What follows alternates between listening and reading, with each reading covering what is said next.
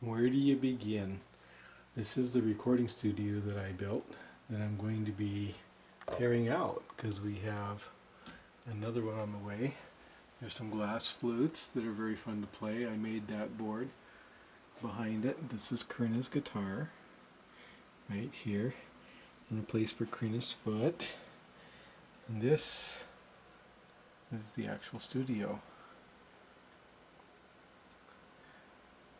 A few of my guitars and banjos, a CP70 keyboard,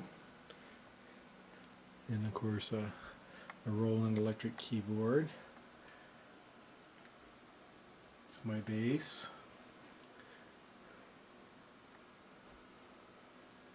I don't know what to say. I'm all silent, huh? So come on down through here.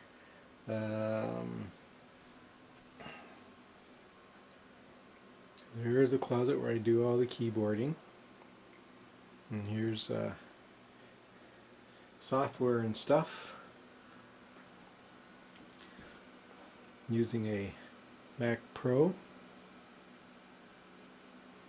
Originally I wasn't even using a Mac, but what happened was the software that I use, Logic Pro, was bought out by Apple, and they stopped supporting it on the PC, so I was forced to go to a Mac. And quite honestly, at the time I was really angry.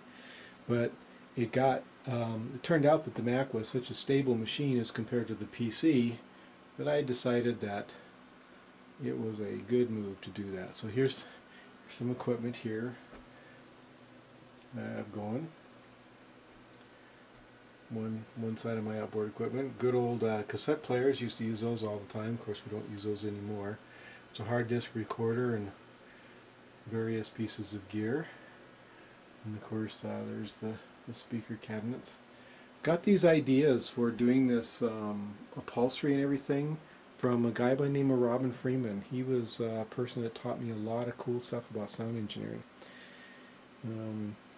He and I went nose to nose about a couple of things because I'm so anal retentive that, I don't know, I wasn't a very nice guy back then when we went nose to nose. But as luck would have it, he was a forgiving spirit. He ended up moving ultimately to Tennessee, and as I said, I learned a lot of cool things from him.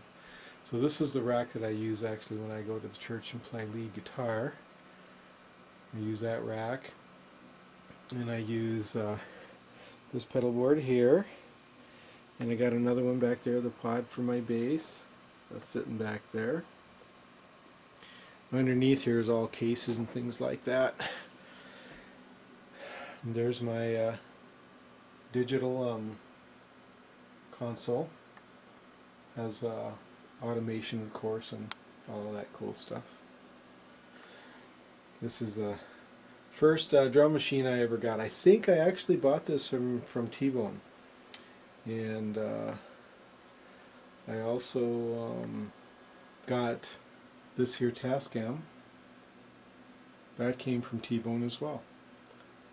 And of course you pick up things as the years go by. This drum machine though, it doesn't map correctly to the keys. But I always liked the sound that came out of this thing, so I kept it around. Of course, here I have the CD on the bottom for burning CDs, and on the top, this is my triamp system. This is all the preamp controls and everything for the triamp. And then down here is one of the patch bays. This patch bay, at the top of the patch bay, is the input for my guitar that I use. It's still got some really great sounds in it, and these patch points are all tied into this stuff up here, and of course the sound console here, and this ties into the patch points as well. Additionally, these patch points also tie in over here to this rack, into these patch points. The top is a digital to analog converter so that I can input information. The input points for the DAC are right here, and as you can see I've got the keyboard patched in all the time, and it's flickering because there's MIDI data constantly moving through it. This here is another rack that I use for my bass, and these are two drawers that hold information. So really, that's kind of the whole enchilada. Thought I might take a few pictures, stills of myself in the studio. Corinna got me this for the wall. I thought that was really, really cool. And over here I have an old, that's an old vinyl recording disc, which is really, really cool. This is before records, so it'd be nice to have. And these shelves hold supplies for repairing the studio, plus microphones and what have you. And this here shelf, of course, holds various supplies, resources, tapes, all that stuff. I guess in a way I'm making a pretty nice video record of everything that I have. This here cane is diamond willow cane that my Uncle Herman carved for my grandmother. And behind it is one that my dad carved for me. So I can't think of anything else that I want to say. Go across the top. I like percussion things, as you see. Everything in here has found its way into a recording somewhere at some point. Oh, and I forgot to uncover, of course, the turntable. Let's go back here.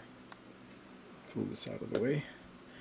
This is a tripod for various things. And then I have the turntable that I use for moving, vinyl over to CD or what have you. And there you have it. Last but not least, oh yeah, this Logic Pro, that's of course synthesizers, and this is the console controls as far as the volume and stuff, the mixer. This is the arranger right here. Let's back that up. And various solid state processing things. All of this stuff has actually pretty much replaced all of this stuff up here. But I still have it. And I won't for long though, because it's all coming out. We've got a new baby on the way, and we need this room for that baby. So I'm not sure what I'm going to do with all of this, but probably start out by putting it in storage, and then I'll probably sell it. The last but not least is something that I really think is cool, and that is this here is a Bible that my grandmother got while she was in Jerusalem. She brought it back, and she used this Bible, or had this Bible for years and years, and just before she died, she gave it to me. So there you have it, a time of lots of remembrances.